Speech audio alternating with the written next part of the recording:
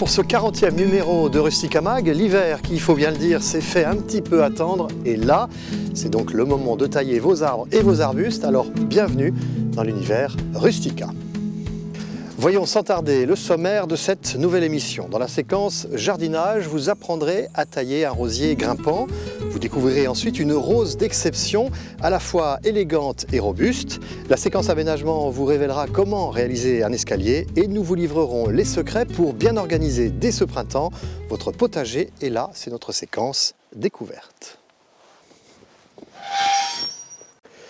En hiver, les végétaux sommeillent et les rameaux sont au repos, alors que l'on soit au verger ou au jardin d'agrément, c'est le moment d'effectuer les tailles et les rosiers ne dérogent pas à la règle. Alors pour vous accompagner dans cette opération, rendez-vous dans le Rustica de la semaine prochaine, dont le dossier est consacré à la taille des rosiers, car il faut bien le reconnaître, on est souvent un petit peu désemparé lorsque, sécateur à la main, on se retrouve face à ces rosiers. De quel type de rosier s'agit-il? La taille est-elle identique pour des rosiers non remontants ou remontants, des rosiers grimpants, buissons, botaniques ou des variétés anciennes? Les réponses, les techniques et les conseils sont rassemblés dans ce numéro. Mais tout de suite, prenons une première leçon de taille avec notre expert Hubert Fontaine qui va vous expliquer comment tailler un rosier remontant.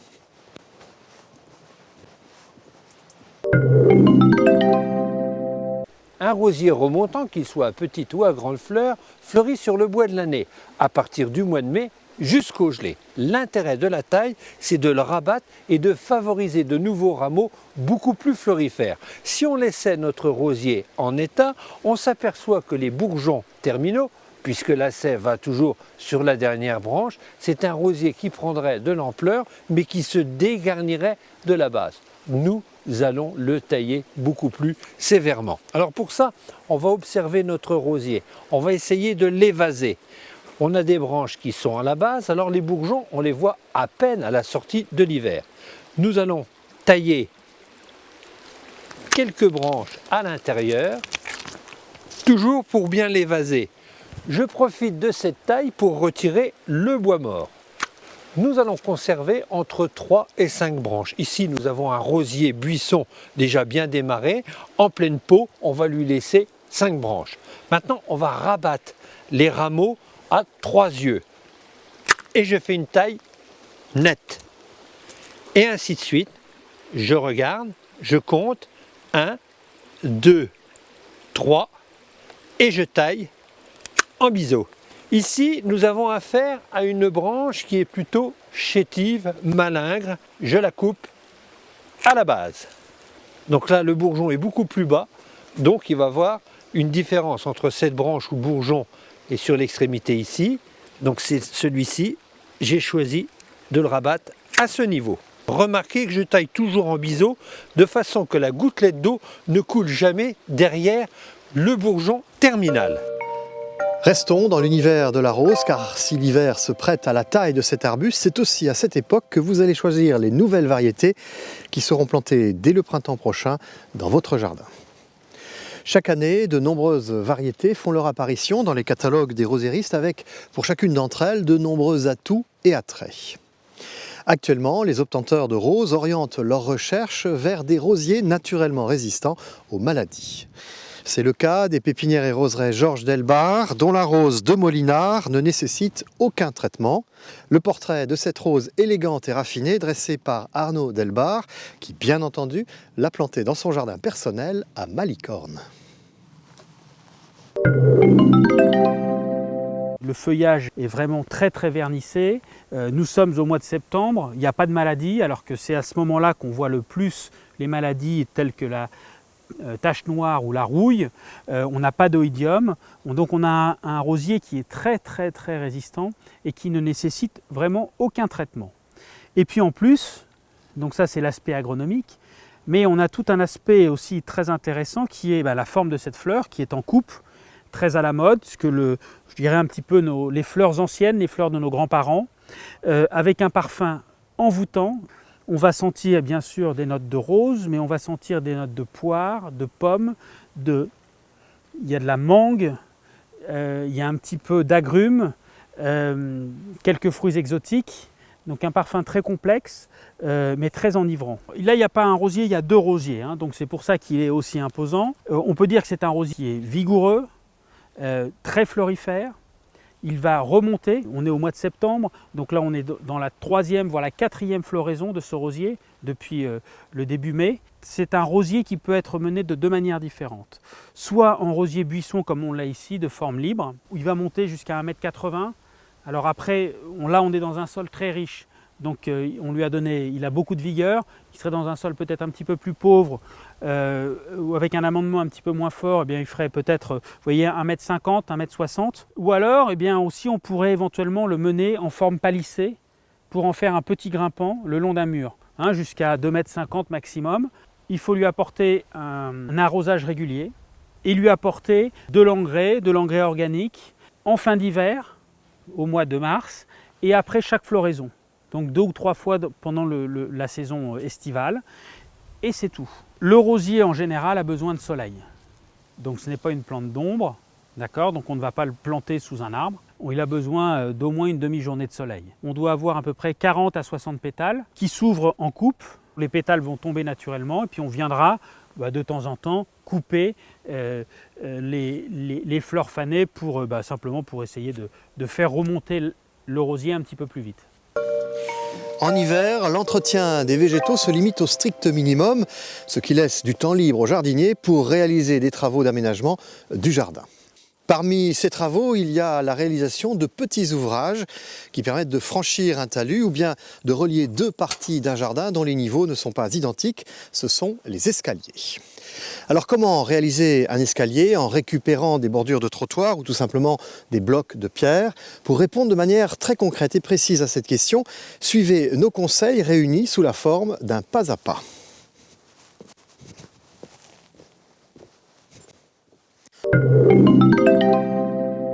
Commencez par façonner des paliers à flanc de talus avec une bêche.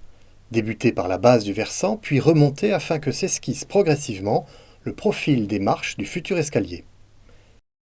Installez la première marche au bas de l'escalier en vous aidant d'une personne car le bloc rocheux est volumineux et lourd. Déposez-le sur une semelle de béton de quelques centimètres au préalablement appliqué sur le sol. Comblez le vide existant au dos de la première marche avec du béton et déposez une couche de ce même béton sur l'aplat de la marche suivante creusée dans le talus. Placez la seconde marche en partie à cheval sur la première et sur la semelle de béton. Ajustez sa position en veillant à ce qu'elle soit bien d'aplomb et en vous aidant d'un niveau à haut. Poursuivre la réalisation de l'ouvrage jusqu'au sommet du talus à franchir.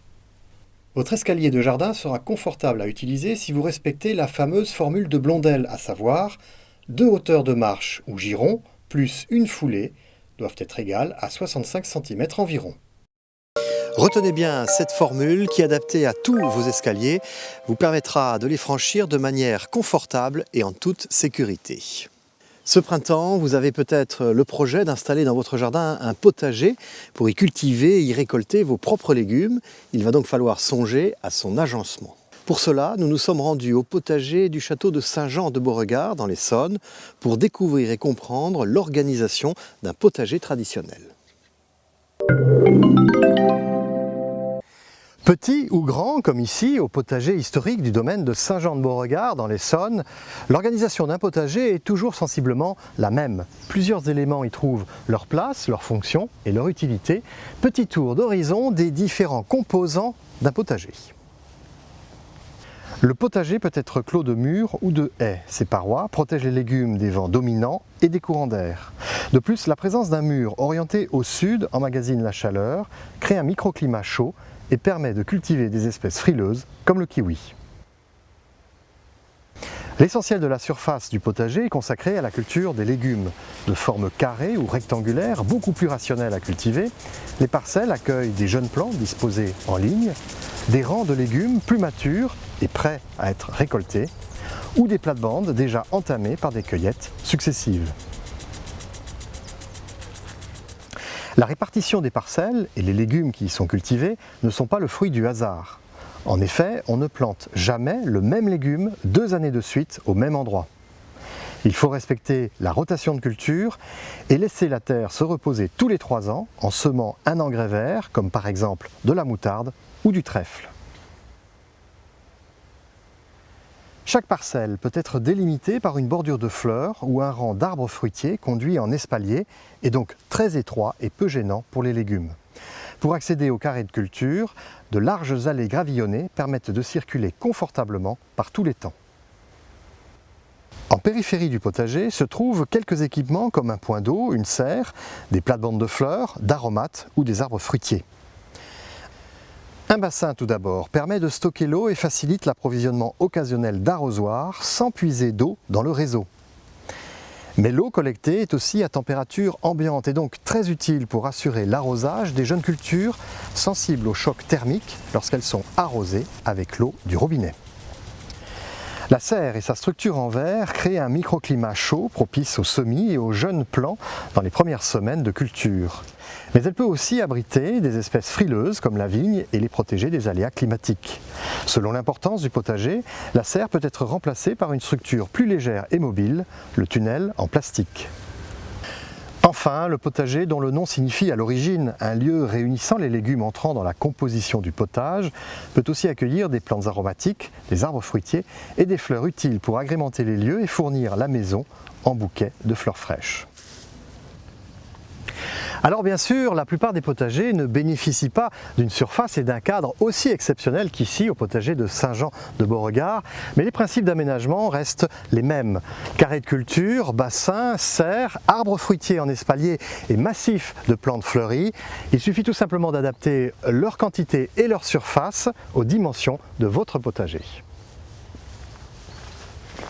Quelles que soient ces dimensions, le but d'un potager est de produire des légumes et surtout d'en connaître la provenance. Alors pour atteindre cet objectif, il faut bien entendu les cultiver de manière 100% naturelle. Le dossier du Rustica de la semaine prochaine va vous y aider. Vous y trouverez en effet toutes les clés pour réussir un potager 100% naturel. Alors pour cela, quelques principes y sont développés, comme des méthodes de culture respectueuses des micro-organismes qui vivent dans le sol, en passant par les gestes les plus appropriés pour travailler la terre, l'amender, la fertiliser et l'entretenir. Sans oublier les variétés naturellement résistantes aux parasites et aux maladies qui vous épargneront bien des traitements et qui vous garantiront des récoltes belles et saines. Mais en attendant, faites donc un tour au jardin, car l'heure est à la taille des rosiers, il n'y a pas de temps à perdre, tout doit être terminé d'ici la fin du mois de mars. Mais d'ici là, n'oubliez pas de nous retrouver pour le prochain numéro de Rustica Mag. Retrouvez tous nos conseils sur le site www.rustica.fr.